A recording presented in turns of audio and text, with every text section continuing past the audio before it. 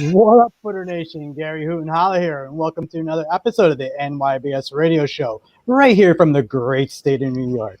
With me tonight, we got very special guest Todd Neiss and my boy Kenny, the punkologist, as he's doing what he does best and sharing. So we're going to get right into this because I am super excited for this show, and it's great to have, good researchers that have been doing this a very long time. As a lot of you know, I've been doing this for 26 years in this weird phenomena that we call the paranormal and Bigfoot. And it's nice when you come across other people that have had encounters from, and I like to say, the old school. Once again, there's such a difference as on our shows. We have the new school way versus the old school way. And it's nice to get these people on to tell these stories and tell about all the stuff that happens to them. So without further ado, let's introduce Todd. What's going on, man? Thank you for having me on, Gary. And it's an honor. I'm looking forward to it. Yeah, I mean, the honor is ours. Like, we're so stoked to have you, man. So, Footer Nation, really want to hear what you have to say. And so let's just get right into it. Tell us about yourself. Well, hold on a second. No. I gotta get this out of the way, right out of the way. I am so envious of Todd. I grew up, and I'm just huge fan of Unsolved Mysteries. Never put it together. Bought the Legends on DVD. Was watching it a few months ago, and I'm like, oh my God, Todd is on Unsolved Mysteries with Robert Stack.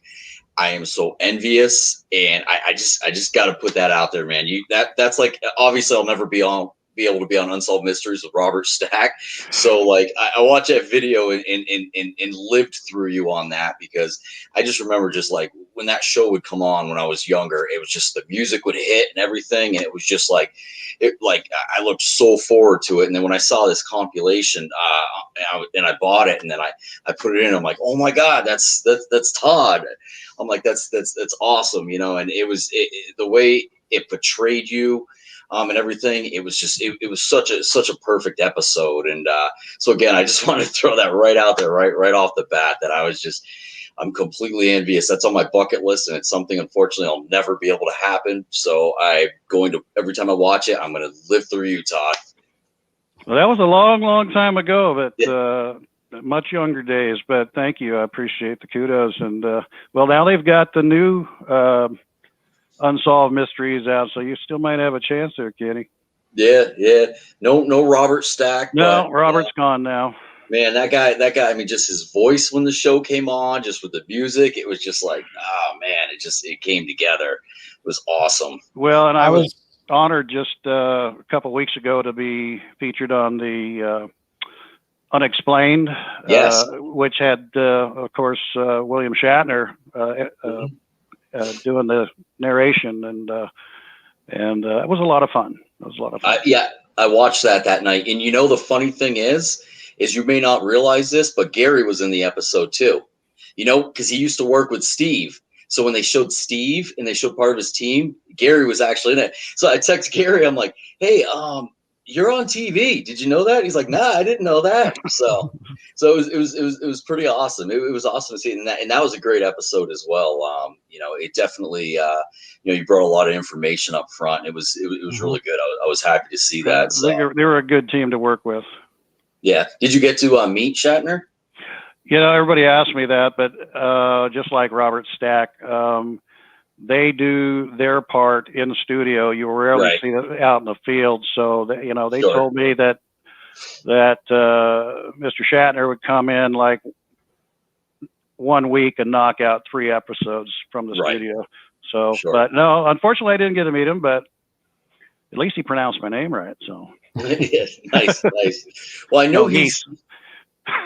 Oh, yeah. Sorry. He's no. He's doing a I read something where he's going to be doing something for the Star Trek anniversary or something like that. I heard that. Ticonderoga. Mm-hmm. So he's going to be up in this area. Which area are you from, Todd?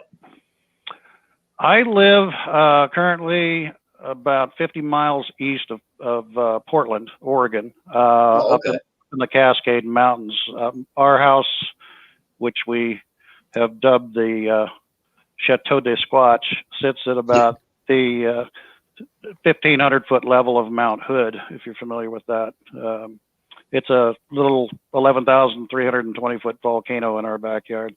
Oh, wow. Yeah. So, but we love it, and it's a very squatchy area. So, Awesome. we do a lot of research here. It's just south of here in the Clackamas River drainage, and really all over. This last year, I've been everywhere from Alaska to Nebraska, and but Pacific Northwest mainly is what we deal with. My background is, obviously, put 20 years in, a little over 20 years into the Army, the military. Just retired about a year and a half ago, and which is good because that gives me time to devote more attention to the phenomena of Bigfoot and getting some very interesting things done. Got a lot more on our plate, and it's been an interesting ride. 28 years as of in about 2 weeks. It'll be about 28 years since I had my sighting. But I have done everything from a lab tech at Intel to vice president of a shipping company, mortgage broker, back in the Army again. And so I've worn a lot of hats. Have a associate's degree in multidisciplinary studies from Grantham University. And just, pressing ahead, trying to answer some questions as to what we're dealing with. Yeah. Do you feel you're any further ahead with getting any answers, or do you feel like once you think you kind of get there, something else kind of comes up and kind of makes you step back for a minute? It never gets old. More people I meet, like you folks, and the more I network and get out in the field, I'm never disappointed. There's always things to find or to find you, for that matter. But it's an exciting endeavor. I never stop learning and experimenting and doing things conventionally as well as non-conventionally, trying new things that maybe some people have not tried in the past, and with varying degrees of success. But yeah, it keeps fresh, man. It keeps fresh. I love that too, how you said, you try different things, because I think that's so important, especially, nowadays, to kind of, keep the ball rolling. I know some people that are just kind of, I think the basics in old school is still good, but I think, as we evolve, just again, trying different things and just seeing what you get. And I think that's important, especially when you're trying to find answers to something. And again, the basics, but out of the box as well thinking is, I don't know, for me, I just think that it's crucial.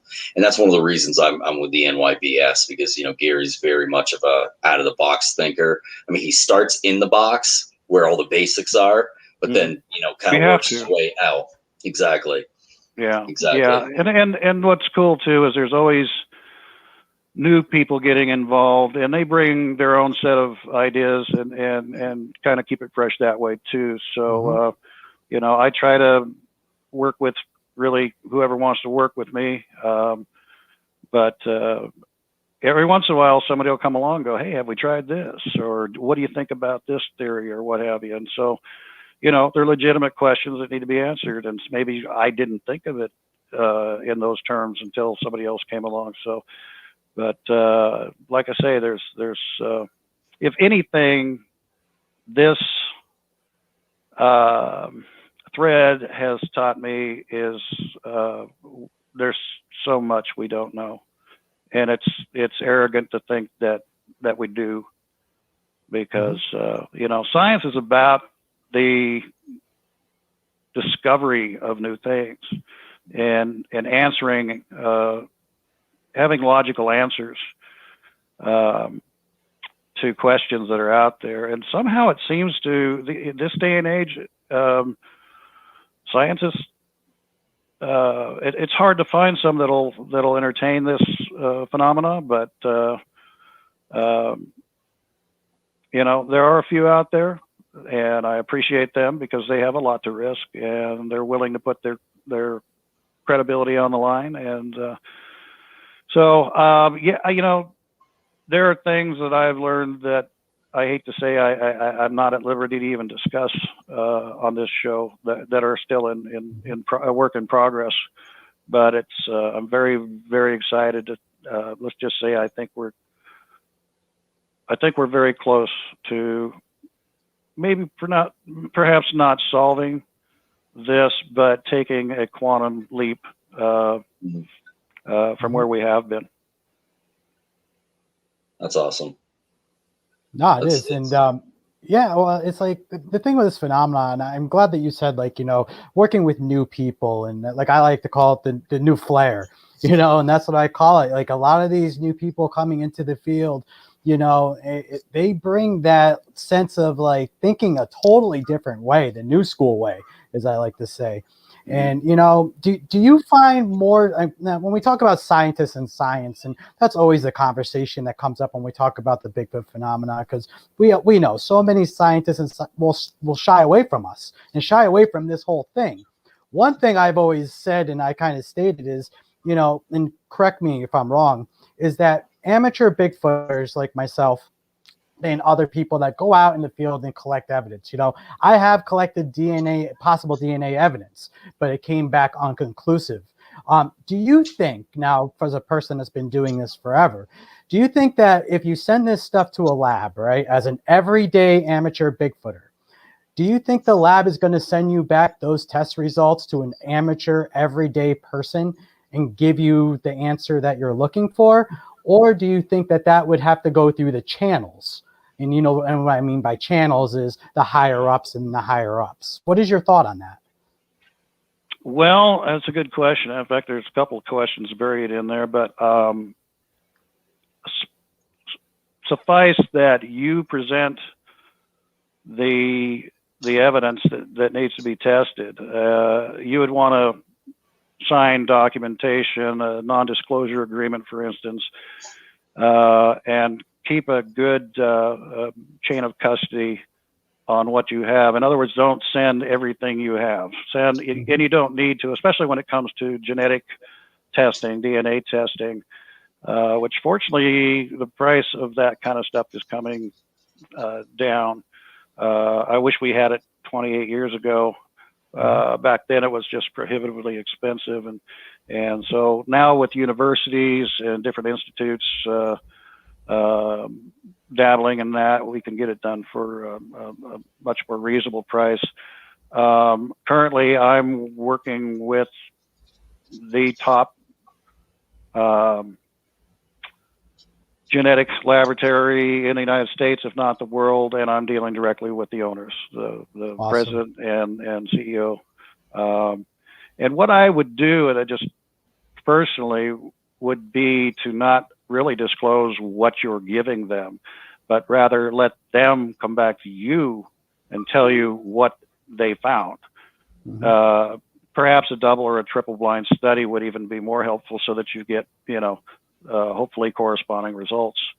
But, you know, as long as you take care of the, you know, contractual stuff, I don't think they're going to take some results and run off with it. That's the specific reason for the non-disclosure agreement, which has some teeth. You know, if they violate that, then you know, there should, you know, there's going to be a very expensive penalty for that. But yeah. And again, that's something I've had to kind of work up to over the years. But as you network and with different individuals, and they all have their own connections, you know, and I think that's what's important, is being willing to share data with other people. Over the years, I've found what really has stymied, I think, this particular phenomena is you've got different people, individuals, and I'm going back to our pioneer researchers, Bindernagel and Green, Dehinnon, Grover Krantz, Peter Byrne. They didn't share anything. They did a lot of work and they never shared. And it makes you wonder what it would be like to get such a brain trust of people locked into one room at one time and just get them to open up. But there was a lot of competition between those guys back then. Unfortunately, Peter's the last of the Four Horsemen, as they call them. A very good friend of mine. He lives here in Oregon, down at the coast, and we keep in touch. He's 97 now. No, God, I don't know. He's up there. A real legend. But that's the kind of thing. Probably a good segue here to talk about Beachfoot. And I don't mean to take up all the oxygen in the room, but Beachfoot was based on just what I talked about. I had years ago, I got to meet all those guys when they were still alive. Primarily, well, I met Peter first, and then I was asked to speak at the Sasquatch Symposium, which was held in British Columbia. 96, 97, 98, 99. For some reason, they asked me back, but that's where I met most of these guys, and I was just in awe of them. And so it was one day in 2008 that I had this notion: what would be better than having all these guys locked into a room at the same time, but to get them in a very casual setting, basically a park campground setting, sitting around a bonfire with an adult beverage in their hand, and really get to know each other and spend 3-4 days doing it. And that's how Beachfoot got started. In 2008, we had our first one. I think we had 35 people maybe, and now we limit it to 100. And we've had it's kind of taken on a life of its own. It's not open to the public, so nobody can just buy tickets and show up. There's no vendors, there's no media. It's just a very relaxed environment where, well, I call it a retreat for international researchers. And we've had them come from as far away as New Zealand, England, Russia, Australia, all across the U.S. and Canada. And we've already got number 14 on the books coming up in late June, the last weekend in June. It's 4 days. And probably 80% of the people camp in tents. Some people bring RVs, but we have had pretty much anybody in Bigfooting, at least in our region, make an appearance, and a lot of them turned out to be repeat guests, and it's really a lot of fun, a lot of work, just my wife and I running it. And this last year we got a couple of other folks willing to do some heavy lifting for us, because it's just kind of outgrown itself. But anyway, so that's where that comes through. And you had mentioned too about scientists, trying to get scientists involved. And yeah, I totally agree with you. There is a large gap, I think you'll agree, between mainstream scientists and amateur researchers. And I've worked with I've helped to organize a couple of different groups. One most recently is called SHARE. It stands for Sasquatch Hunters Academic Research Exchange. And the other is called Project Zoo Book. You might have heard of that. Yeah. Okay, so I'm on that team as well. And basically what we're trying to do is bridge that gap between the two.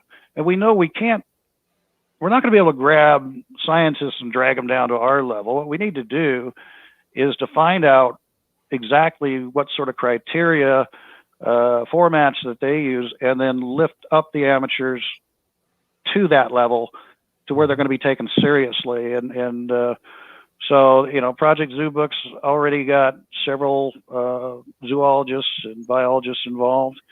It's pretty exciting. Share is well on its way.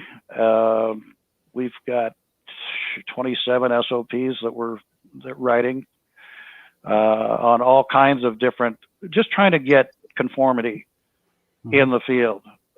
Give people a framework or a template, if you will, as to what they need to plug in order to you know, raise the bar a little bit, and then we'll be able to get scientists involved. You know, I think if we take the word Bigfoot out of it and put in a rainbow, South American rainbow lizard, whatever, we should be able to plug and play any animal, take Bigfoot out, put any other animal in there, and they'll take it seriously. And the problem, obviously, with the Bigfoot is, well, there's, you know, a number of things. You know, certainly hoaxing has gone on, and I'm willing to assume, you know, a small percentage of the thousands of reports we've got are hoaxed for a number of reasons I won't go into. But you know, it's the commercialization of Bigfoot. We've all seen it, from, you know, Jack Link's jerky commercials to T-Mobile commercials. There's Bigfoot tires, Bigfoot campers, and they all treat it in a very tongue-in-cheek. You know, the bottom line is Bigfoot sells. Bigfoot is pop. It's a pop icon, and you can put Bigfoot on anything, and it'll sell. You know, it's just, they kind of patronize the actual existence of them, and you know, just they're out there to make a buck on it. But anyway, I digress. We are working on getting scientists involved, but we're doing it the right way finally. No, and it's right. And, you know, with you put Bigfoot on anything because it's free marketing. No one owns the Bigfoot, you know, term in marketing. So that's why they just smacked on absolutely everything. They kind of keep going to that. Before we get to your counter, this is super interesting. So to keep going into the scientists this way, because like you say, you have access to these type of people and these projects. Now, like, take a field biologist, for instance. I was just on a radio show recently where I talked to a field biologist, and he would not step on the subject of Bigfoot, even though he's on the radio show with the guest, but he would not say anything about it because, once again, he doesn't want to be ridiculed by his peers and things like that. And he kept coming to me and going, well, Gary, where's the body? And we hear this all the time. Where's the body? And then, you know, we have to always go into what our theory is on where the body is. But he goes, and then he was like, well, as a scientist, if you want to get a live specimen, he was going, let's do this. If you can communicate with Sasquatches, like a lot of you people say you could communicate with them and they understand you. So why don't you ask them for one of their deceased bodies? And honestly, this guy was serious, though. He was dead serious. He's like, we hear the stories where Bigfoot researchers are saying that they communicate with them, and you guys are out there looking for the bodies because that body's going to prove to science automatically that the specimen exists. We get that. We get that. But like when you take on these field biologists for these projects, are they like staying very like hush hush in their real life in science? Because, I mean, we would know, wouldn't they be ridiculed? Just like this guy on the show, he was being hush hush about it because he said, he goes, I can't say Bigfoot exists because, you know, of this reason. Well, the scientists that I affiliate with,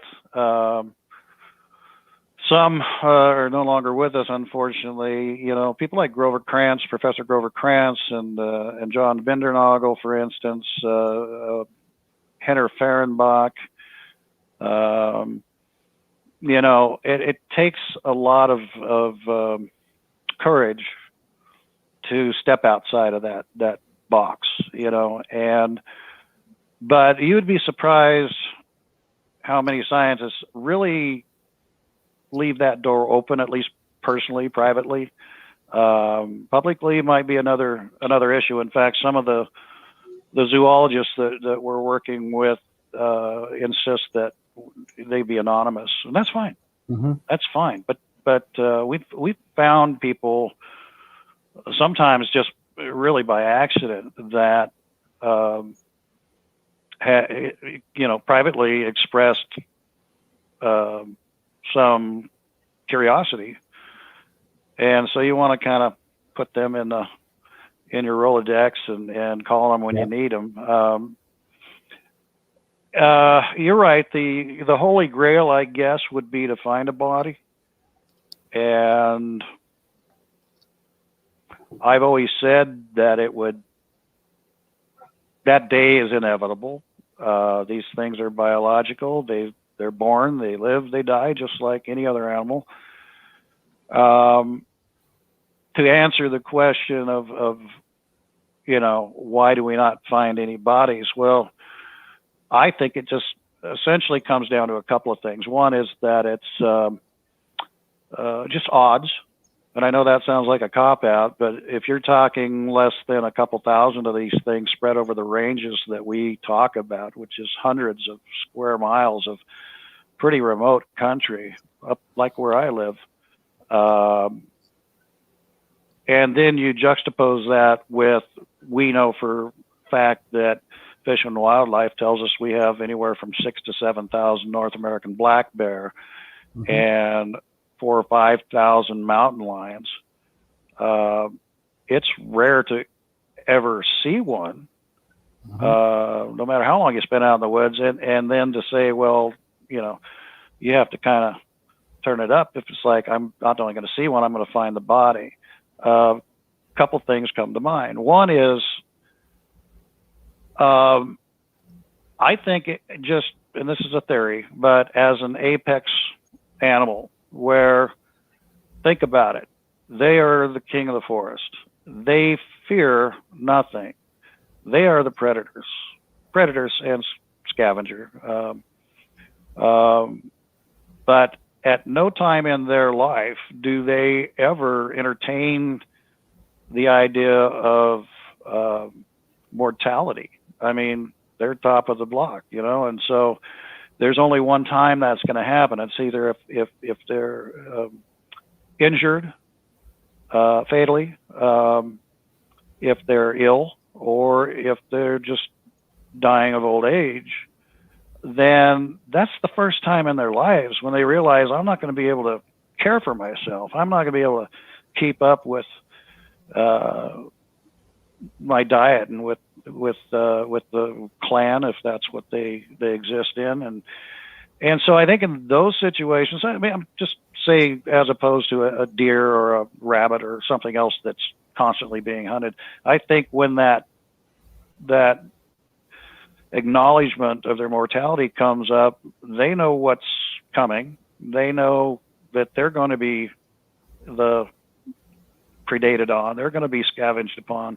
And I think they take that time to withdraw into a fairly private, defensible position, where there's not going to be a lot of traffic, where they're going to be found with the hopes of being able to pass in peace. And lastly, nature is an incredible recycler. Case in point, in the area where I had my sighting, and we'll get to that, Saddle Mountain. It's a Saddle Mountain hunting unit. I hunted there quite a bit, elk and deer. And one year I shot an elk, and it was a winter. It's usually late November. I'm in a 2-wheel drive vehicle, truck, and I had to go. I was following their tracks along the road. I had to go down in elevation to get to where, you know, I could see the tracks were getting more solid, and I was getting closer to them. And sure enough, came around a corner. There they were. I shot about a 600-pound animal, And right about that time, the snow started picking up really heavily, and I got concerned, as did my hunting partner, that we might get snowed in, because we knew we had to go back up in elevation to get out, and we only had two-wheel drive. So instead of doing a typical field dressing, we kind of did a field expedient butcher job. We took the shoulders and the rump and the back strap and left a good, probably 300 pounds of, all the bones there. I came back in 3 weeks to the day, once the snow had melted, to that very same spot. And unless I had told you, you would never believe that there was 300 pounds of bones and meat sitting there just 3 weeks earlier. Weather, bacteria, parasites, scavengers, all that plays a part in really going back to nature. It's all just a big recycling game. And so, but I do say, and I will stand on this, is it is inevitable. And maybe it's already happened. Mm-hmm. Yeah, we hear the stories. We hear the stories where people have said in the past where they have shot them. Now, I know they're just stories, but, we do hear these stories from the past that, the Bigfoot phenomena was a lot different, as you say, back in the day than it is now. So, if only I could talk. No, exactly. Let's just say that we're well on our way. Yeah, and that's all that matters. You know what I mean? But you say enough by saying that. And, and for all of our guests and everything, it's important to hear this. And even for people like myself that, just like you, we're out in the woods. We're very boots on the ground, right? And that's what we're in the woods doing the work, and that's the most important. But, everyday researchers like us that are in the woods, giving up our time, giving up our money, giving up family time. It's important to hear what you just said, that we're well on our way, because you have those connections that we don't. Even though we all network with each other and other people, you networked with the right people that need to be networked with. So it's like, Footer Nation, take that. This is good stuff.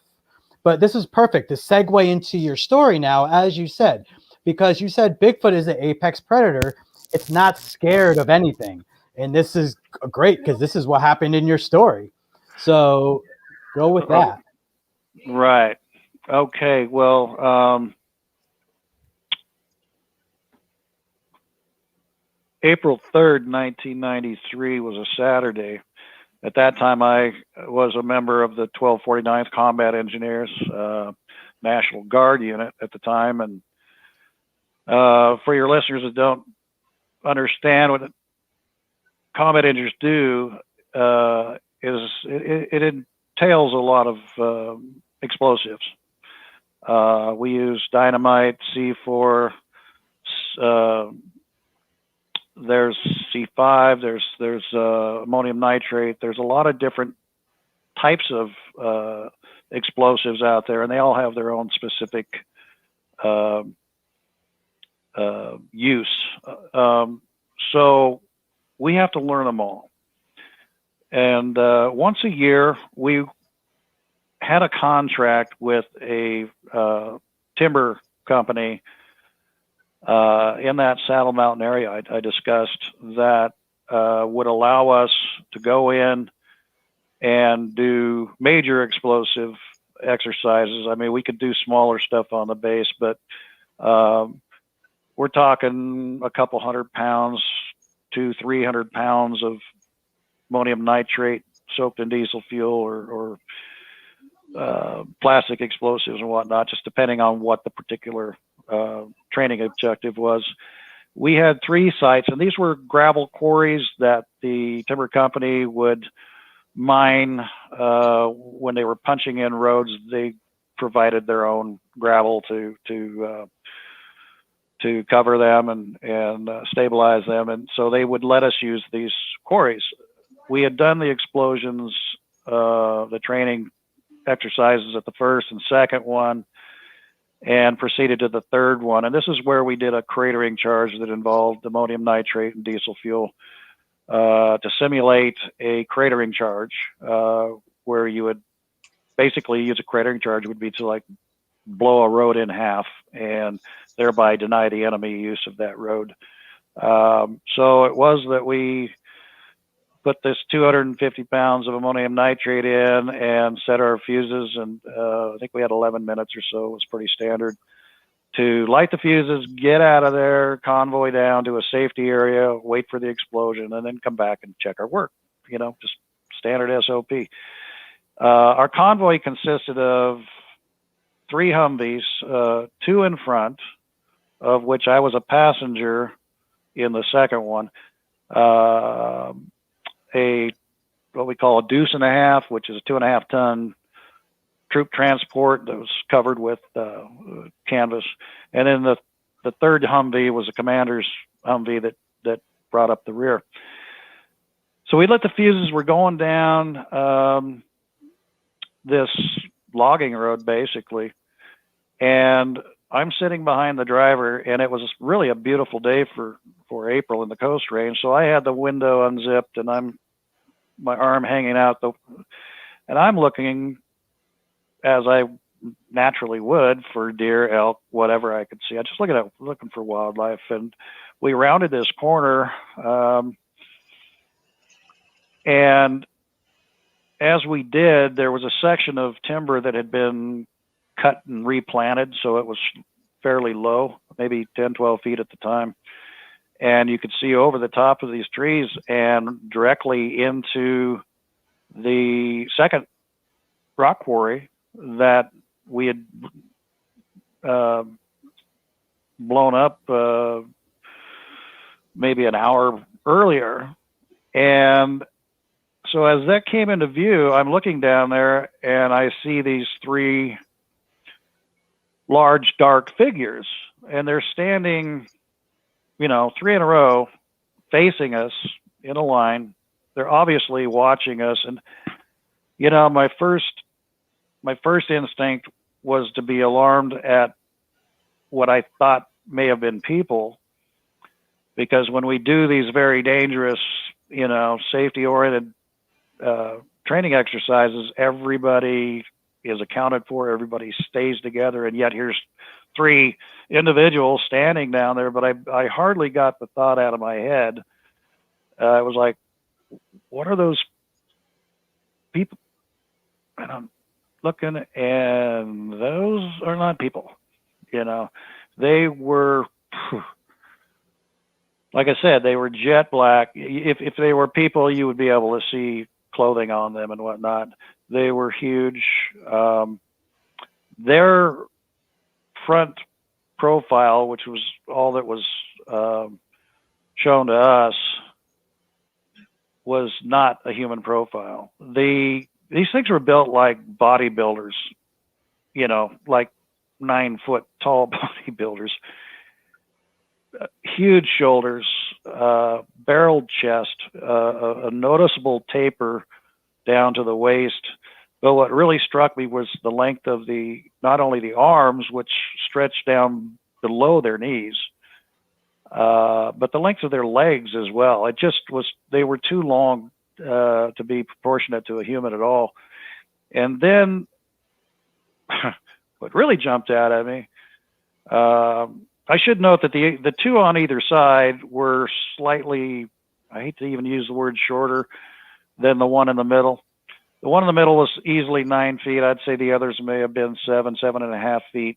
Not small by any measure. But while that one in the middle stood there like a statue, just didn't even flinch, these 2 creatures on either side of them were rocking back and forth, side to side, basically shifting weight from one foot to the other. And in the process, these long pendulous arms were swinging between their knee and their ankles. And I don't think they were stooped over. I really don't. I just think that they have a whole different physiology. Well, this wasn't a 5-second, something ran across the road in front of my car, 2 steps was across the road, kind of a sighting. This actually lasted about 25 seconds. Now, 25 seconds doesn't sound very long, but I would ask your listeners or your viewers to look at your watch for 25 seconds. When you're seeing what I saw for that period of time, it's an eternity. And I'll say that after 25 seconds, the Humvee following the lead there took another turn, and I lost sight of him. And as I did, I just slumped back in my chair and my seat and tried to make sense of it all. I mean, this was an epiphany.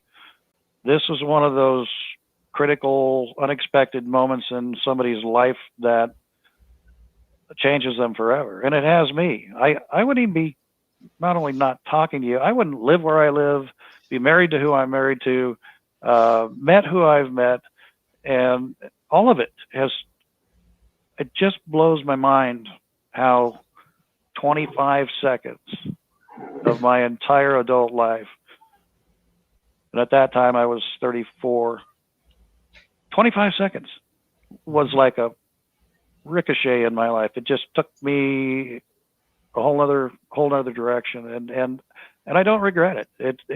I would like to follow just by saying I didn't say anything to who I was, the driver and the alternate driver up in front, because I was afraid if I turned my head and looked back, they'd be gone. So I was just transfixed on what I saw, and I didn't say anything. And I had almost decided I was gonna become the 1 in 10 or the 9 in 10 that don't confess or admit to seeing something like that. The whole ridicule factor prevents the vast majority of people from ever mentioning it. I can't tell you how many people I've met along the way that somehow find out my involvement in the subject, and when they tell me, when they get that confidence, that especially if they know that I've seen them, I'm like, how old were you? Well, I was 14 and we were camping with my parents. And who have you told? You're the first one. Like, wow. It just blows my mind. But I digress. We got down to that staging area, and where we had turned and I lost sight of them, to me, didn't seem that far away. And I thought, I got to see him again. And so I jogged back up the road, hoping to be able to get another view of that second blast site where I saw them. And unfortunately, after about 100 or 150 yards or so, I realized that I pretty much legally could not go any further. We had to all be, that 100% integrity. And so I went as far as I dared, and I stood on my tiptoes. I'm trying to look over this berm, if you will, that was blocking my view and frustrating me, when I heard somebody yell out my name. And I turned to look, and here comes Sergeant Martin. And I'd served with Jeff good 4 or 5 years by that time. And he says, "What you looking at?"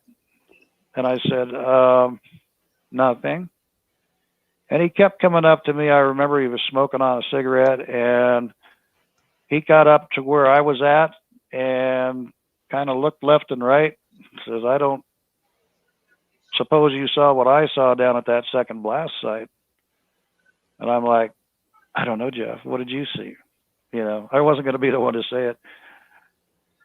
And he's, again, looked around to make sure nobody else was in earshot. And he says, "I saw 3 huge, hair-covered, black-eyed Bigfoot, I guess."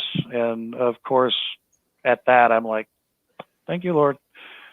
I didn't need the corroboration. I cannot unsee what I saw back then. In fact, I could see it as clearly as if it were yesterday.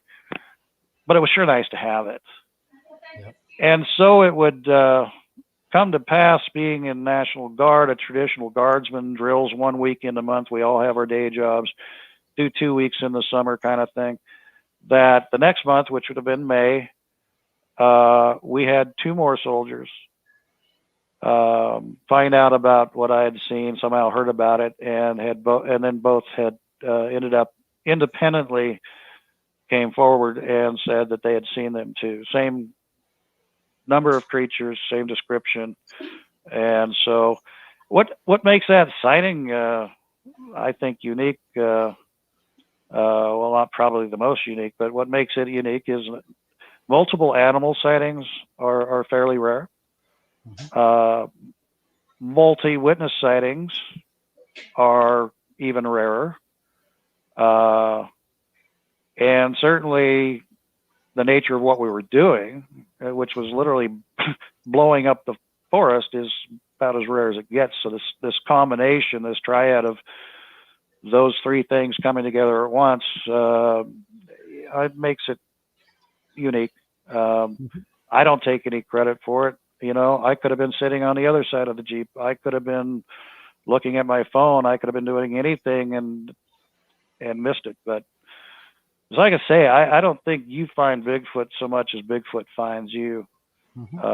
Many of the sightings, in fact, I'd almost say the majority of the sightings are not somebody stumbling upon a Bigfoot similar to, such as the Patterson-Gimlin footage in '67. They got really lucky. But it's usually somebody finally, you know, getting a feeling they're being watched, and then suddenly realizing they are being watched, and then once that exchange happens, these creatures, you know, they go 90% of the time they just walk off. Once they realize they've been compromised, they, you know, but they're curious, you know. I find it amazing, to be honest with you, after seeing these mushroom clouds that we were putting up in the forest. You would think every deer, elk, cougar, what have you in that area is going to go 360 degrees the opposite direction. I mean, these were big explosions. And yet within an hour, maybe sooner, I don't know, it's just when I had seen them, these things had built up the courage to I would say curiosity to override the fear that most, not just animals, but people would have. I mean, would you, if you somehow got around our security and you were anywhere in that area and you heard this explosion and you saw this, you feel the ground shake and you see this mushroom cloud, are you going to go hiking in there and assume that there's not another explosion following that? I mean, but these things did that. And I think this speaks a lot to their intelligence. Curiosity that can override fear is pretty powerful. And it, to me, that spells intelligence. But anyway, so that's my story. I'm sorry to ramble on, but trying to squeeze what I can in here. No, you're not rambling at all. We're listening. Yeah. And you know what? In my opinion, that's classic primate behavior. Whenever, and the reason I say that is this: as a human, like you said, when things go boom in the woods, I hunt, I do those things. All the animals disappear in 2 seconds, right? But whenever something transpires, what do humans do? Maybe not in your situation, because once again, you're exploding stuff all over. So like you said, logic would tell me that who knows if another one's going to go off. But as a primate, I'm going to be like, what was that? And actually be drawn to it, because I'm curious of what the hell is going on over there, right? And primates tends to do that. I have, and keep in mind, humans are primates. No, correct. Scientifically, correct. We're classified in that same category. But I have another analogy, if you will. Let's say you're sitting, either one of us, sitting on a porch somewhere in a suburban neighborhood. And suddenly, without warning, an aircraft, say a Learjet or a passenger jet, whatever, comes falling out of the sky and crashes into the neighborhood, maybe half a mile from your place. You see the flames, the smoke, you feel the ground vibrate. I guarantee you for the first 30 seconds or so, you're going to go, oh my God, did I just see that? And is there going to be another one? And, you know, once you get over that initial shock, what are we going to do? We're going to get in our car or walk, but we seem like moths to light to be drawn to that flame for perhaps curiosity and perhaps morbid curiosity, or wanting to get on the scene to see if there's anything you might be able to do to help. Maybe they're survivors, maybe there's people trapped in houses or whatever. Humans do that. Deer don't. A bear doesn't, right? They're going to go the other way. These do. And the only thing I can think of is, sure, they were in shock. We were blowing up their house. We were blowing up their home. I think once they realized that there wasn't a repeat performance, at least not for another hour or so, they came and investigated. And that's phenomenal for any mammal. But I think you're right. I think primates have an innate curiosity that other animals don't. They're going usually minute by minute. Am I being stalked? Where's my food? I need to make some babies, or I'm tired, or whatever. They're kind of on autopilot, just trying to survive. Where these things have the liberty, because of their apex stature, to focus on whatever they want. But yeah, they might even feel an obligation to go and look,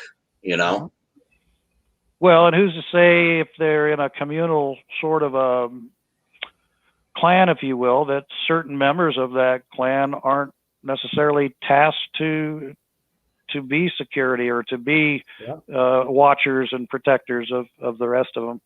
You wouldn't expect an infant, for instance, to go that way, or a mother tending to adolescents, but certainly the males may play that role. Who knows? Yeah. No, and that makes sense, and Kenny can probably vouch for this too, because a lot of the stuff that we research is the Iroquois and Native American lore of the Bigfoot, since we're here in New York. So we go by the Iroquois and Algonquins. Well, if we go by their lore and their stories, they were their own tribe of people. That's what they said, their own tribe of people. Now, whatever you want to twist that as, that is what it is. But like you just said, I believe also that they have their pecking orders. So like once a social structure. Exactly. A female may not come in and examine what's going on, but a young juvenile male who's very curious about everything coming into his own. A lot of my background's in animal behavior and science. That's why I went to school for, is animal behavior. And if we look at animal behavior in general, and all wildlife and domesticated pets as well, these are the social structures within a lot, and even people, like you say, it's social structure. So what you say makes complete sense, and I agree with that, is that they slowly, if they are their clan of people, and that's kind of where I kind of stay over here, I'm not going to get involved in that, but it makes sense that they would come in, like Kenny said, they come in, they're curious, and maybe they're protecting whatever may be behind the scenes that we still don't know at that time. Now, I have heard a lot of your stories in the past. So do you want to get involved a little bit of how you did return back to there? Yeah, it was a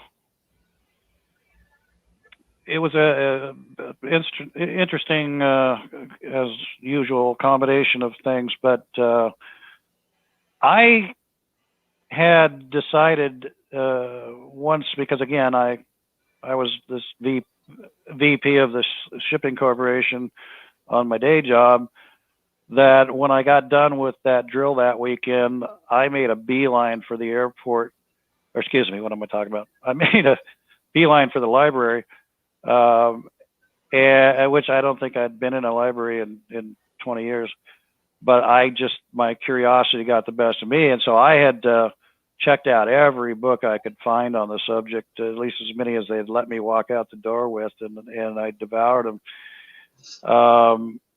Other than that, I kept myself and my research to myself, and talked to very, very few people about it, and just, was very particular about it and private about it. And one day I came across this ad. It was actually in the help wanted section of the Oregonian newspaper, and I don't know why I was even looking there, but here was this bold, large font word Bigfoot in one of these little square ads, and I'm like, what? So I'm looking at it, and it was from the Bigfoot Research Project, TBRP, which was then headed by Peter Byrne out of a little town east of here called Parkdale on the east side of Mount Hood. And they were looking for a field researcher. And, I had a day job, I had a salary and family and all that. But I thought, here's this number, 1-800-BIGFOOT. I can't make that up. So I called it, because for me, and I see this with a lot of eyewitnesses I talk to, they're looking for some way or someone to vent to get this off their chest. And so I called the number, and I went to write to voicemail, and I left a message. I go, I don't know you. You don't know me. I don't know if this is legit or what, but if you're interested, I recently had a sighting, call me back. And they did. And initially I spoke to a guy named Todd Neiss, who was one of his field researchers, and said, where was this? And can we get in there? And I go, no, it's locked, year round, except for special occasions, like this arrangement, we had to go in there. And, but otherwise they got security patrols and everything. And where's it at? Who owns it? I said, well, it was Cavenham Bigfoot, or Cavenham Forest Products. And the next thing I know, I get this call saying, meet us up at the gate. And I'm thinking, well, you're not going to get in there, and I'm not going to walk that far back. And I met Todd Neiss there, and he pulls out a key that happened to be the master key to all their gates. I'm like, how did you, he says, Peter Byrne, that's all you need to know. And he had talked with the security staff there. They gave him a key. So we went in and checked it out, and eventually Peter came down after Todd Neiss had told him what we had seen. And before they kind of put a bow on that research, they handed me the key. And I had that key for like 5 years. And I was able to go in to places where you needed to go through a gate, unlock a gate, go through it, lock it behind you, and then go through, 3-4 gates to where ain't nobody there but you, because hardly anybody had those keys. And so I would go back there regularly. In fact, every month I went down to Camp Rylea.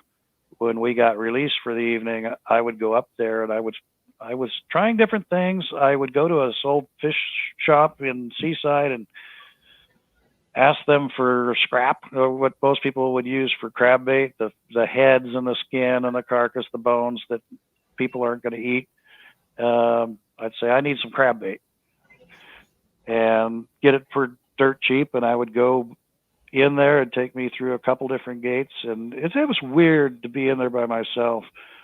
It was even weird to be in there with Todd Neiss, because I remember when he drove me into that rock quarry at the first time, I said, this is it. And he got out, and I sat there in that Jeep for a few minutes, and he's like, you coming? And I'm like,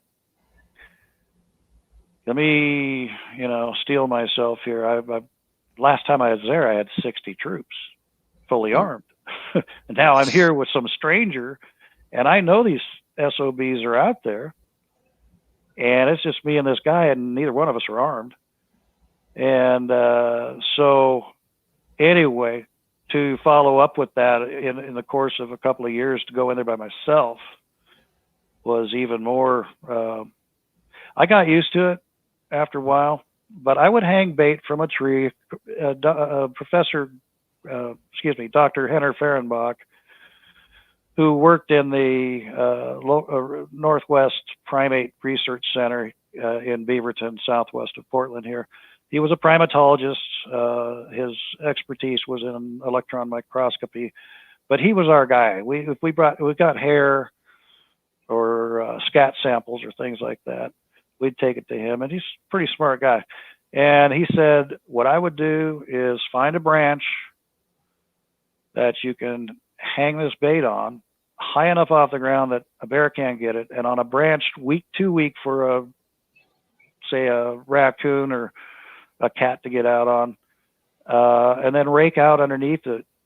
And so I'd put it into like a clear plastic bag and hang it from a tree with parachute cord. And every damn time I came back,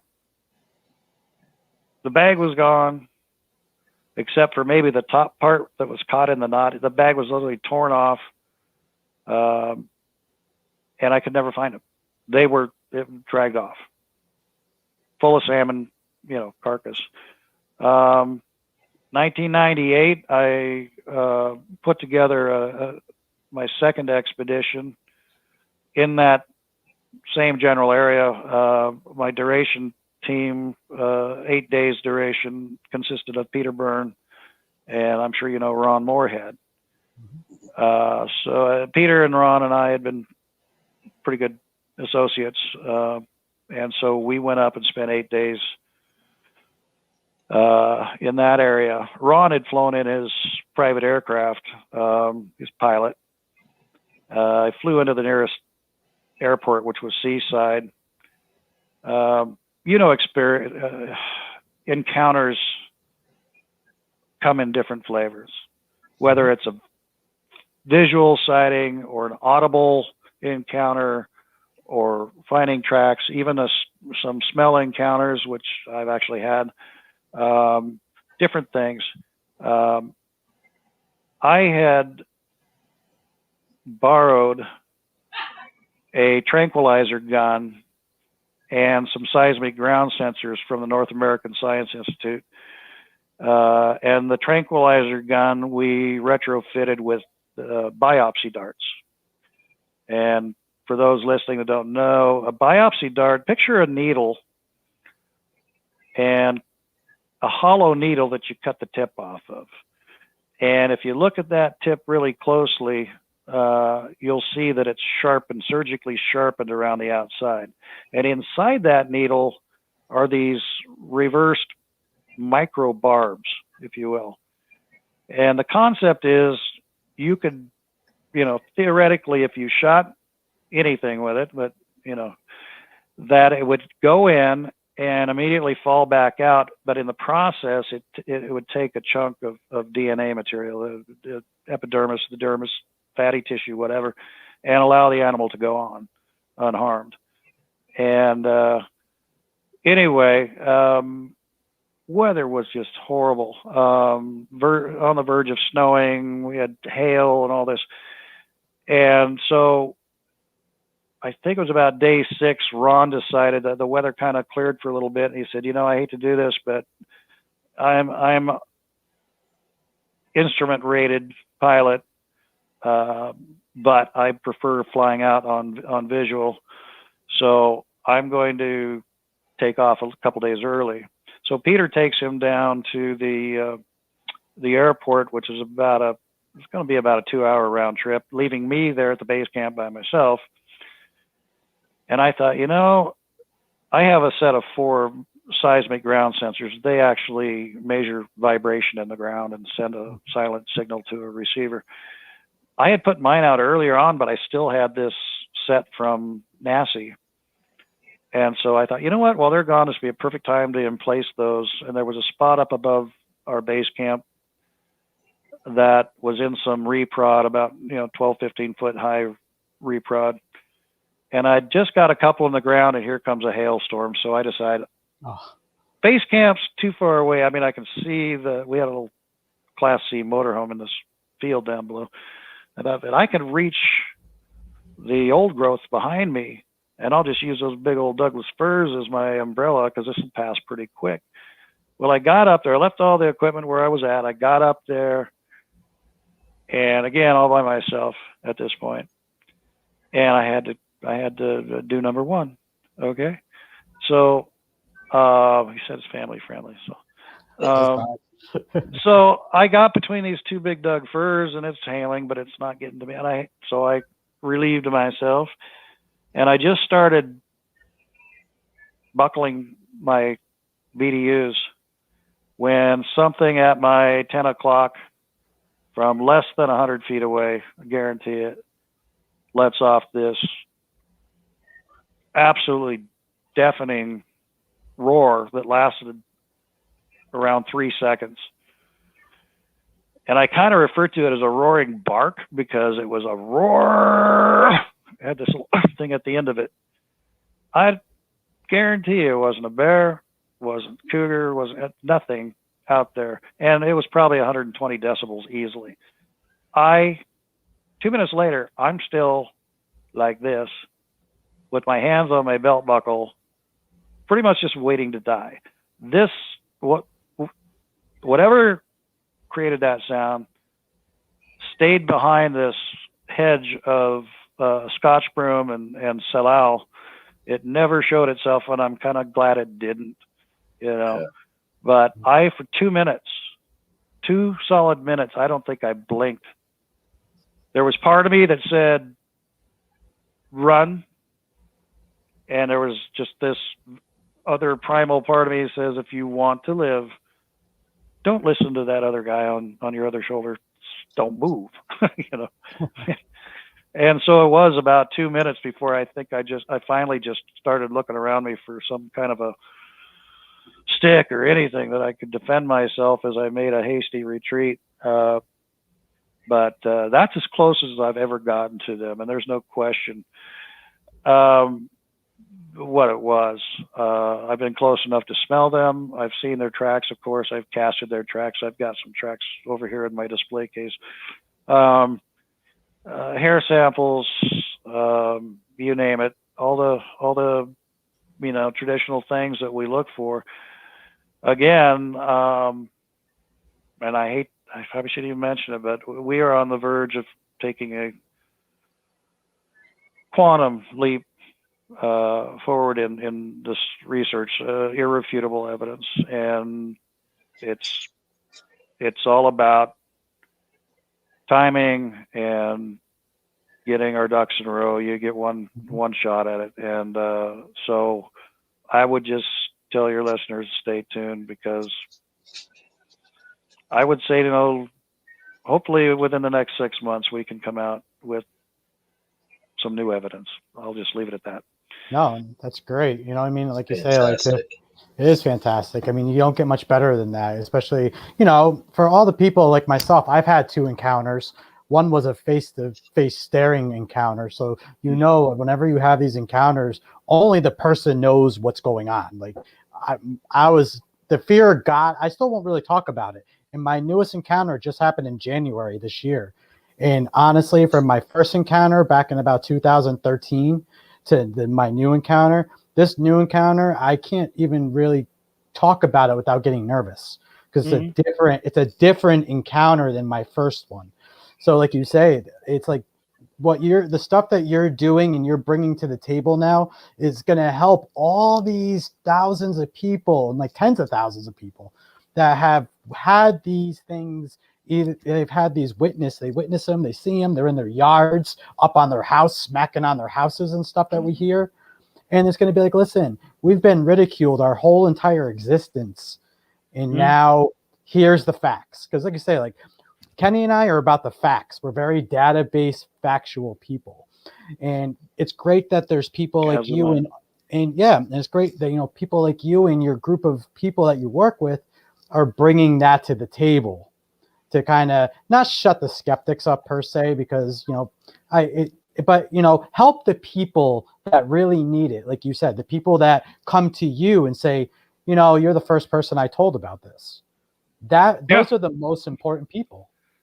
Yeah, that blows me away. Kenny, you're awfully quiet.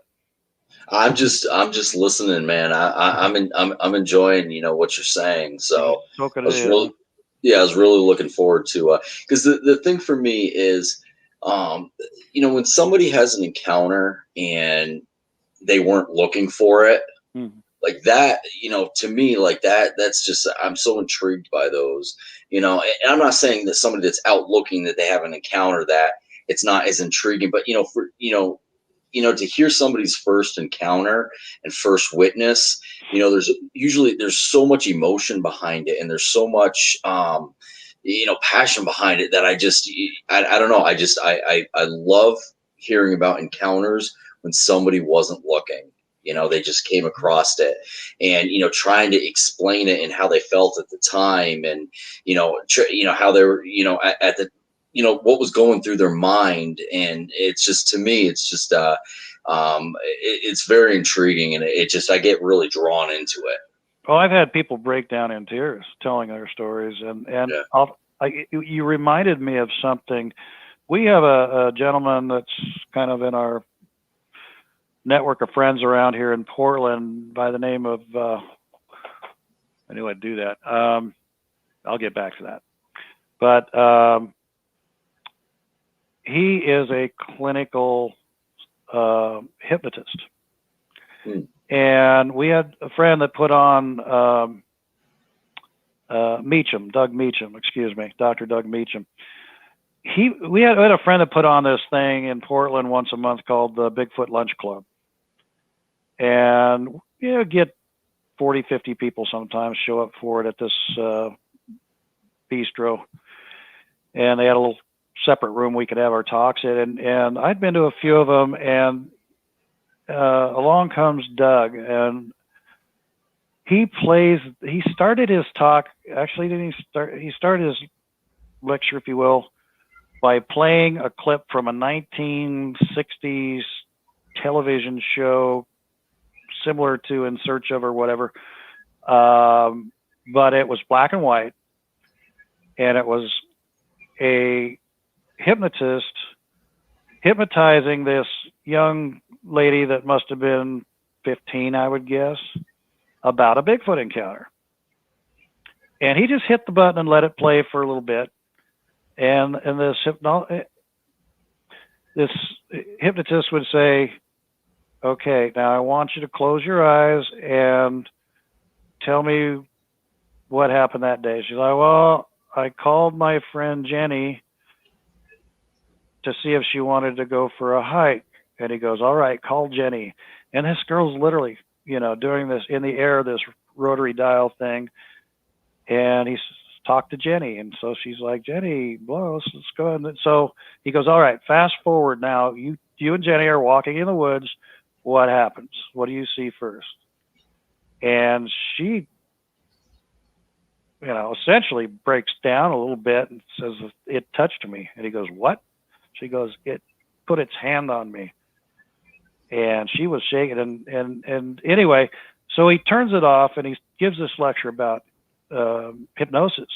And the crazy thing is, I've always said, dating back to the day I saw those three, that I'd be willing to do one of two things if anybody doubted my story. And that was A, either take a polygraph test, or B, go under hypnosis, which I had never done. But I said, I said, I'd love to do that. I don't have a problem with it. And so after hearing Doug go through how the brain is the most complex hard drive ever built, how it can record an entire lifetime, and how it has some 82 channels, for tracks, if you will, sound, sight, smell, feel, tracks, taste, whatever. They've got all these 82 tracks, and we experience maybe 7 of those 82 tracks. But the other 75 tracks are still in there, in your periphery, if you will. He said, I can hypnotize a guy, take him back to when he was a teenager, listening to the radio, talking to a friend, the TV's on, whatever, in the living room, I can take them back there, basically void out everything but that moment. And I could ask him, is the radio on? Yeah. What's playing? This is 40 years ago. He could tell you what was on the radio. Is there a clock in the room? Yeah. What time is it? He could tell you what time's on the clock, even though he'd never looked at it. It was picked up in his peripheral vision and locked into his memory. Is the TV on? What's playing? You know, so on and so forth. I'm like, I was fascinated. So I talked to Doug afterwards, and he and I got together on 2 separate appointments, and I had him hypnotize me and take me back to my original encounter for one. And he's incredibly professional, and people will tell you, you don't remember what you're saying when you're hypnotized, you know, until they bring you out of it, you know, clucking like a chicken or whatever. It's not true. You are very much a part of what you're saying, what you're experiencing. The second time we got together, and he recorded all this. I've not seen the recordings, actually. He videotaped it. But the second time was about that incident where I told you I was roared at very close range. And he actually had to pretty much call me back real quick, because I had my fists balled up the thighs of my jeans. I was just grabbing some of the denim from my jeans and squeezing it hard and shaking, and he like used a code phrase to bring me out of it. And I will say this, in both of those episodes, those